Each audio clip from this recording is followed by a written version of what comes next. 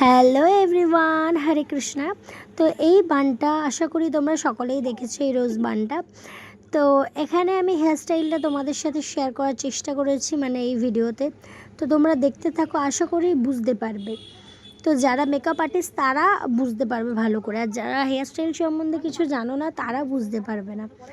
তো এখানে আমি ফার্স্টে পাফ করে নিয়েছি। আশা করি পাফ করতে সবাই পারে, বিশেষ করে মেকআপ আর্টিস্টরা তো জানোই। তো আমি পাফ করে নিয়েছি, আর ফন্ডে দেখো মোটামুটি 4 থেকে 5 আঙুল, 4 আঙুলই ধরো, 4 আঙুল মতো আমি 4 আঙুলে ভিডিওতে বলা কি করবা, মেসেজ করার সময় বলো ঘোরা ওদিকে ক্যামেরাটা ঘোরা, কি করবা, ম্যাগি জাল দিয়ে ফেলে দেবো, ম্যাগি বানিয়ে চুলের উপর ঢেলে দেবা, ওদিকে ঘোরাও। মেসিবার না পারলে ম্যাগি বানিয়ে আর ম্যাগি জাল দিয়ে ঢেলে দেবে, তাহলে মেসিবার হয়ে যাবে। বলো হাসছে দেখো, তাই যখন দেখো প্রচুর কষ্ট হচ্ছে ম্যাগি জাল দিয়ে মাথার উপরে কথা বলে দিতে, তুমি হাসবে না, তুমি করো।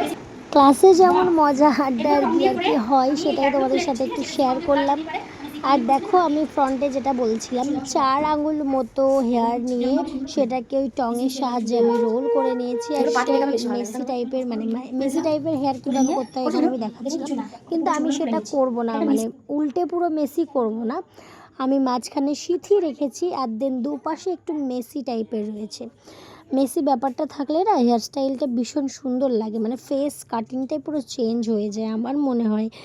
এবার অনেকে মেসি মান পছন্দ করে না, আমার খুব একটা খারাপ লাগে না। এবার সবার ফেসের সাথে তো আর যাই না।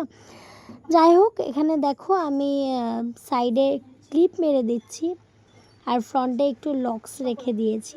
তোমরা কি বলো জানি না এটাকে, আমি তো লক্সই বলি।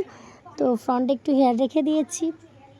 তো আমি চেষ্টা করেছি হেয়ারস্টাইলটা তোমাদের সাথে শেয়ার করার, হয়তো প্রপারভাবে শেয়ার করতে পারিনি কারণ অতটা ভিডিও ক্লিপ নেওয়া ছিল না। তো এখানে আমি কিভাবে গার্ডারটাকে আমি হেয়ারের সাথে পনি বানাবো গার্ডারটা দিয়ে, সেটাই আমি দেখাচ্ছিলাম যাতে ক্লায়েন্টের হেয়ার না ছিঁড়ে চলে আসে। তো এখানে দেখো আমি একটা গার্ডারের দুপাশে দুটো বপ্পিন মেরে নিয়েছি। দেন ওই বপ্পিনটাকে তোমরা ভিডিওতে দেখতেই পাচ্ছ কিভাবে চুলের সাথে আটকেছি, এইভাবে আমরা হেয়ারের সাথে আটকে নেব, তাহলে কখনোই হেয়ারটা আমাদের ছিঁড়বে না।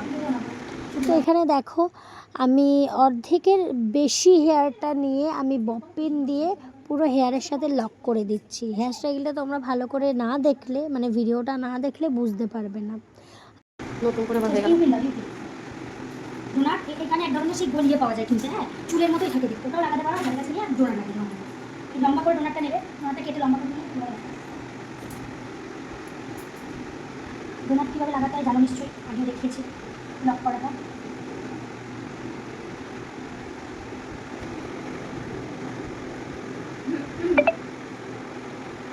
একটু সরো বাবা, চারিদিকে নিজেটা করবো করে।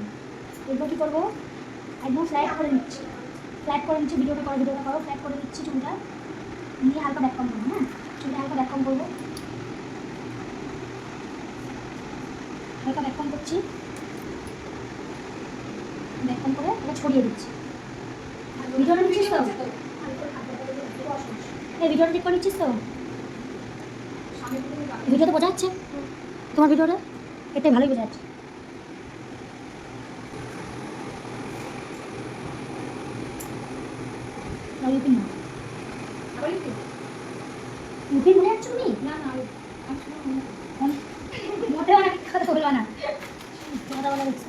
এখানে দেখতেই পেলে আমি কিভাবে বেসখানা বানালাম। তো আমি ওদেরকে এটাই বোঝাচ্ছিলাম, প্লেনভাবে যদি হেয়ারটা রাখতে চাও, এরকম একটা বান করতে চাও, তাহলে পুরো হেয়ারটাকে দিয়ে দেবে, দিয়ে লক করে দেবে, মানে এরকম প্লেনভাবে দিয়ে দেবে, তাহলে সেটাকে দেখতে ভীষণ মডার্ন লাগে। আমরা যেমন ডোনাট দিয়ে করি, ওইগুলো করে করে তো অভ্যস্ত হয়ে গেছি, এগুলো একটু নতুনত্ব হেয়ারস্টাইল।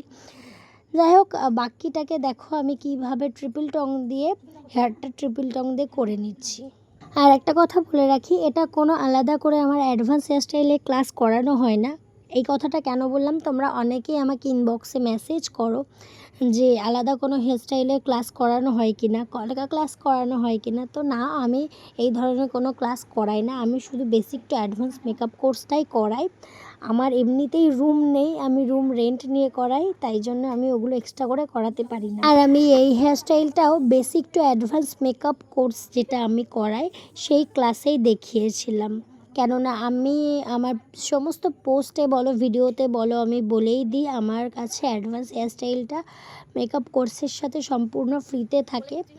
এই ধরনের বান বলো, মারমেড হেয়ারস্টাইল বলো, রোজ বলো, কিভাবে রোজটাকে বানাতে হয় সমস্ত কিছুই আমি শেখাই। বো কিভাবে তোমরা বানাবে এই জিনিসগুলো আমি শেখাই। সাথে তো হেয়ারে লাইন ক্রিয়েট কিভাবে করতে হবে সেটা শেখাই। তো আমার আইডিতে তোমরা দেখতেই পারবে আমার স্টুডেন্টদের কাজ, তারা কিভাবে কাজ করে, মেকওভার বলো বা হেয়ারস্টাইল বলো, কলকা বলো, আমি যথেষ্ট চেষ্টা করি তাদেরকে শেখানোর। এবার কি বলো তো, এই জিনিসটা তো গুলিয়ে খাইয়ে দেওয়ার মতো না, ওষুধের মতো নয় একদমই যে আমি গুলিয়ে খাইয়ে দিলাম তোমরা শিখে গেলে। সমস্তটা নিজের ওপরেও ডিপেন্ড করে। আমি তোমাদের শেখাবো, আমি তোমাদের দেবো সবটুকু নলেজ, কিন্তু তোমাদেরকেও সেটা প্র্যাকটিস করে করে নিজেদের আয়ত্তে আনতে হবে, তবেই গিয়ে তোমরা ভালো করে শিখতে পারবে। এইগুলো তো আমি প্রত্যেকটা স্টুডেন্টকেই বলি, মানে আমার প্রত্যেকটা স্টুডেন্টকে, তাই তোমাদেরকেও একটু বললাম। আর এখানে দেখো আমি রোজে চলে এসেছি, কীভাবে হেয়ারটা করলাম তোমরা তো দেখতেই পেলে।